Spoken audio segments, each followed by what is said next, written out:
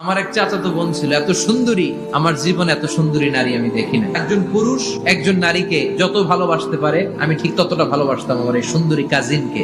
কিন্তু আমার মনের কথা আমার চাচাতো বোনরা আমি বোঝাতে পারি নাই। একদিন লজ্জা শরমের মাথা খেয়ে চাচাতো বোনরা আমি বললাম, তোরে আমি বড্ড ভালোবাসি, একান্তে আমি তোরে চাই। চাচাতো বোন বললো, এত এত স্বর্ণ মুদ্রা যেদিন জমাতে পারবো ওই দিন আমারে বাবা। এবার আমি স্বর্ণ মুদ্রা জমাতে লাগলাম। বছর শেষে স্বর্ণ মুদ্রার থলে নিয়ে চাচাতো বোনের হাতে দিলাম। চাচাতো বোন আমার অপকর্মে রাজি হয়ে গেল। গোপন একটা রুমের ভেতরে আমরা ঢুকলাম, দুইজনেই জামা কাপড় খুলে নেকেড হলাম, জিনা করব। পাপ কাজ যখন আমরা শুরু করব, ইন দা মিন টাইম আমার চাচাতো বোন আমার ডেকে বলে, ও আমার চাচাতো ভাই, ইত্তাকিল্লাহ, আল্লাহরে ভয় কর, আমার সতীত্ব নষ্ট করে দিস না।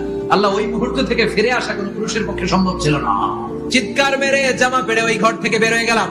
আল্লাহ রে, ওই দিনের আমলটা যদি তোমার দরবারে কবুল হয়ে থাকে, আজকের বিপদের দিনে তুমি আমাদের বাঁচাও।